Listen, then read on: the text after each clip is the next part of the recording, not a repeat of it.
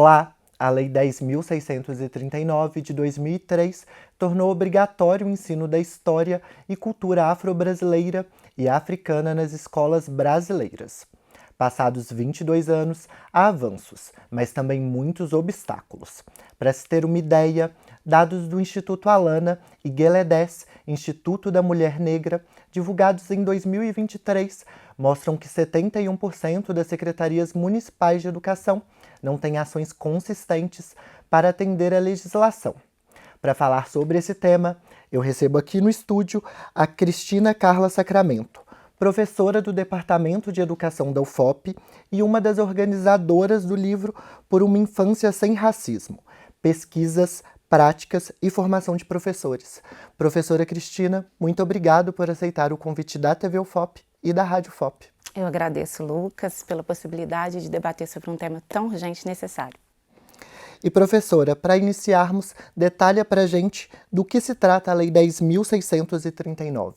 Bom, eu penso que seja importante, antes de falar do conteúdo da lei em si, é sobre a própria trajetória dessa legislação, né? Então, é uma lei que ela é fruto de uma luta do movimento negro que desde meados do século XX já vinha denunciando o modo como as escolas tratavam a história da população negra no Brasil. Então, o que o movimento negro apontava era que, ora havia um silenciamento sobre essa história, essa cultura, e ora havia uma narrativa estereotipada que sempre colocava uma hierarquização dos diferentes grupos humanos, em que a população negra sempre estava numa condição de inferioridade, de subserviência. Então, como uma possibilidade de mudança nos currículos escolares, o movimento negro, ele continuamente vai pressionando, né, os governos, né, vai mobilizando a sociedade, de modo que em 2003 nós temos uma lei federal, ela traz uma alteração fundamental na Lei de Diretriz e Bases da Educação Nacional, que é outro elemento importante de ser assimilado, né, pelas pessoas, que não se trata de uma lei isolada, é uma lei que altera a nossa Lei de Diretriz e Bases da Educação Nacional no seu artigo 26A e também no seu artigo 79B, estabelecendo, né, o dia 20 de novembro como o Dia da Consciência Negra. Então, é um avanço significativo porque, em nível nacional, as escolas se veem, né, obrigadas a mudarem, né, os seus discursos, né, as suas posturas em relação a uma educação na perspectiva de uma equidade. Professora, como eu disse, mesmo passados 22 anos da criação da lei, a implementação do ensino da história e da cultura afro-brasileira e africana ainda enfrenta desafios. Por quê? No Brasil, a gente tem uma dinâmica social que é a de negação do racismo. Então, esse é o nosso primeiro grande desafio. Se a gente está falando de uma educação antirracista e as pessoas negam o racismo, como é que ela vai abraçar uma educação para combater algo que ela acredita que não existe? Então, eu acho que esse é o primeiro desafio que nós temos. Assumir que o racismo é uma violência e que está entranhada também nas instituições de ensino.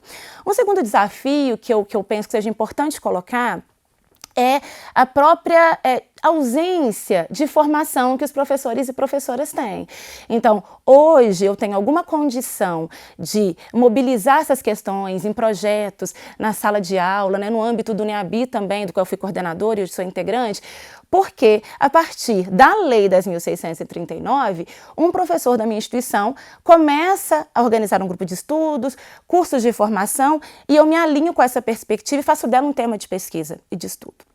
Mas se a gente observa os currículos, sobretudo dos cursos de licenciatura, de formação de professores, nós ainda não temos um conjunto de disciplinas que ofereçam uma formação adequada para que esses professores se sintam seguros, né, em sala de aula para trabalhar com a temática. E um terceiro elemento para finalizar essa questão é que muitas vezes as pessoas entendem, algumas pessoas, né, entendem que trabalhar a legislação seria uma função de professores negros, né? Que só os professores negros deveriam avançar com essa temática, quando a legislação, né, e a educação antirracista e o combate ao racismo de modo geral é uma obrigação, uma responsabilidade de toda a sociedade. E Cristina, tradicionalmente a história é contada a partir de uma perspectiva eurocêntrica. Qual a importância da introdução da história afro-brasileira e africana desde a infância?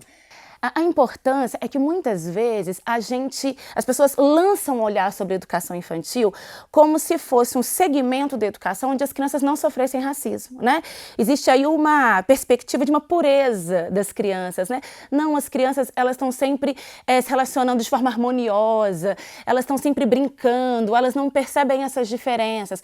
Quando a gente tem uma literatura já produzida, que vai nos informar que o fenótipo, as características físicas, o pertencimento étnico-racial, ele é um elemento que leva à discriminação e violências também na educação infantil.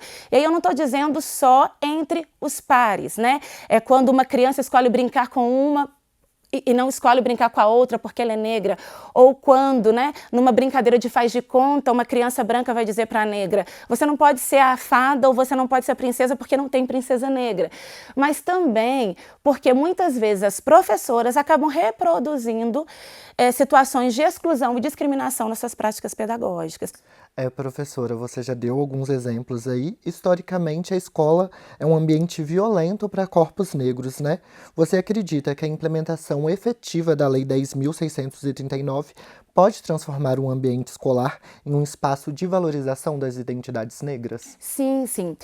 Tem uma intelectual negra, Nilma Lino Gomes, que ela tem um texto exatamente com esse título, Educação e Identidade Negra. E ela parte de um princípio que é o seguinte, que o modo como a escola trata a história e cultura africana e afro-brasileira pode tanto contribuir para a valorização das identidades, o reconhecimento dessas crianças, quanto para o seu apagamento. Então, eu acho que a palavra efetiva na sua pergunta faz muito sentido, né? Por quê? Porque só a efetiva implementação é que vai fazer com que as crianças negras e não negras se reconheçam o outro como um sujeito também de direitos, né? Na sua diferença. Então, tá aí o nosso desafio.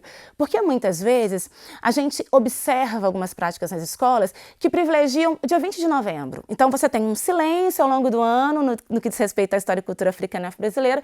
Quando chega no mês da consciência negra, você tem uma atividade, né? E aí eu não estou dizendo que isso não seja válido, mas isso, de longe, não é o ideal, né? A legislação, ela vai trazer que esses conteúdos eles precisam ser trabalhados ao longo de todo o conteúdo, ao longo de todo o currículo escolar, né?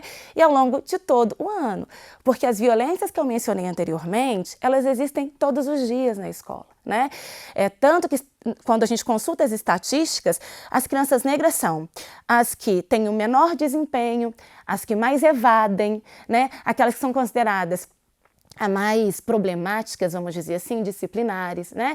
E muito desse comportamento tem a ver com a questão que eu tratei anteriormente, né? Que é com essa ausência de reconhecimento, de valorização, que não dá a ela elementos, né? Para que ela, mais uma vez, né? Se sinta pertencente, se sinta capaz, né? Tão capaz quanto todas as outras. Cristina, além disso, a legislação pode contribuir para o combate ao racismo estrutural aqui no Brasil? A escola, ela é uma instituição social. Então, os sujeitos que estão na escola são os sujeitos que estão na sociedade. Então, o racismo que opera na sociedade opera também na escola. É claro que de diferentes formas, mas ele acaba operando também. Não basta mudar só os discursos dos livros, né, os materiais. É preciso que haja, né, essa formação dos professores para que outras condutas sejam adotadas. Então, de nada adianta, por exemplo, um professor dizer que concorda com a legislação, participar de uma mesa redonda ou de uma roda de conversas no Dia da Consciência Negra, se no cotidiano da sala de aula ele não tem um olhar sensível para essa criança negra também. Se essa criança negra é sempre a última a falar ou aquela que nunca é convidada a falar, se é aquela que na organização da sala está sempre lá nas últimas carteiras, né? Se é aquela que nunca tem o seu saber, o seu conhecimento reconhecido, se a escola não dialoga com a cultura imediata da criança, e quando eu falo cultura imediata, eu estou falando do território em que a escola está inserida, né? Então, se não há essa relação direta, o que a gente tem é a continuidade do que já existe. E o que já existe, a gente sabe, é uma sociedade estruturada, né, e que estruturada de forma a distribuir desigualmente, né, os privilégios. Então, e a população negra, via de regra, ela fica em enorme desvantagem em relação a esse tipo de tratamento, acesso aos direitos. Perfeito, professora. A Lei 10.639 é um marco importante na luta antirracista, mas ela sozinha não é suficiente. Quais outras políticas públicas podem fortalecer a luta, professora? Um primeiro elemento, quando a gente pensa em política pública, eu particularmente penso no processo de formação de professores. Por quê? Porque são os professores que estão em contato direto com os alunos e alunas. Então, a gente tem hoje uma política que foi, apresentada ano passado, que é o PENERC, por meio da CECADI, que nós aqui da UFAP temos a alegria de ter a professora Zara Figueiredo, do Departamento de Educação, como secretária da CECADI, e essa política nacional, para combate ao racismo, educação das relações étnico-raciais e educação escolar quilombola, ela traz algumas metas, e alguns objetivos para que a gente tenha algumas frentes de ação, E essas frentes de ação, ela tem em vista, sobretudo, a formação continuada. Inclusive, a UFOP, tem participado por meio do NEABI, o nosso coordenador atual, o professor Clésio, ele é o coordenador desse curso de formação que vai acontecer ainda esse ano. E, além do curso de formação de professores e professoras, ele tem proposta, de combate ao racismo, proposta de criação de protocolos para prevenção de racismo e encaminhamento adequado para as vítimas de racismo. Tem também a projeção, de monitoramento da implementação da Lei 10.639. Então, é uma política ampla que tem vários eixos ali que, na minha perspectiva, é fundamental para a gente pensar a implementação da lei. Professora, como eu disse, você é uma das organizadoras do livro Por uma Infância Sem Racismo. Como uma educação antirracista aborda a formação e a prática docente? Esse livro, ele surge, do desejo que Luana Tolentino e eu, tínhamos de dar visibilidade a esse segmento, a educação infantil, pelos motivos que já elenquei aqui anteriormente. E ele resulta de um conjunto de capítulos de professoras, tanto do ensino superior quanto da educação básica. Isso é o mais importante, porque nós temos professoras que atuam também na educação básica. E para nós, esse é o diferencial, porque muitas vezes a gente, no ensino superior, tem elaborado algumas reflexões, encaminhado algumas práticas, mas é sempre importante ouvir essas professoras também como produtoras, de conhecimento. Então, pensando nessa perspectiva, o livro, ele tenta mobilizar, inspirar, eu acho que é uma boa palavra, novas práticas pedagógicas na perspectiva da educação para as relações étnico-raciais. E por isso a gente mobiliza essas pesquisadoras, porque aqui no livro você tem um conjunto de textos que vão desde o estado da arte sobre trabalhos que já foram realizados no campo de educação infantil e relações étnico-raciais, passando por pesquisas que se voltam para a perspectiva da gestão, porque muitas vezes a gente fala da prática pedagógica no cotidiano, mas é preciso pensar na gestão das escolas, porque uma gestão engajada, quanto mais engajada, melhor dizendo, for a gestão, mais condições você tem de enraizar essas práticas, de fazer com que essas práticas sejam mais permanentes e não práticas isoladas. A gente também tem aqui relatos de práticas, de projetos, ou seja, muitas vezes algumas instituições, alguns professores, eles não sabem, vamos dizer assim, muito bem por onde começar, Como que eu mobilizo uma prática? Como que eu começo a trabalhar com essa temática? Então, o livro tem essa proposta, de dizer, olha, nós temos aqui algumas ações que já foram realizadas e que, no nosso entendimento, foram importantes para mobilizar o debate na educação infantil e também mobilizar ações junto a professoras. Professora, para finalizar, como lidar com as resistências no ambiente escolar quanto ao ensino da cultura afro-brasileira e africana? Lei é para ser cumprida.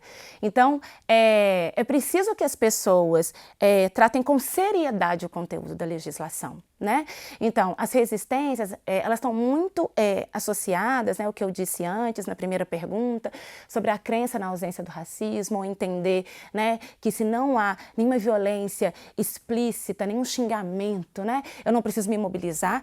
Tanto que tem algumas instituições, você pergunta sobre práticas racistas, as pessoas falam, não, aqui não acontece. E quando você vai ouvir as crianças, você observa que tem uma série de violências acontecendo. E o segundo ponto é sempre tentar mobilizar parceiros, porque eu penso que mudanças estruturais, do ponto de vista de toda uma instituição se mobilizar para fazer um determinado projeto ou para reelaborar o seu projeto político-pedagógico, é algo que leva tempo, né? Então a gente não consegue fazer isso de um dia para o outro, né? É uma delicadeza a gente pensar que a gente ainda não conseguiu fazer isso em 2 décadas, mas eu penso que as parcerias com professores já engajados, né, e tentar mobilizar outros parceiros também é extremamente importante. Não estou dizendo que a gente tem que ficar esperando que toda a estrutura se mobilize, mas é importante que a gente cotidianamente mobilize os pares, que a gente convide, né, as pessoas para trabalharem com a gente, que a gente mobilize a comunidade, que a gente mobilize as famílias. É um dia de cada vez e tentando aí mobilizar parceiros até que um dia a gente consiga mobilizar toda a instituição.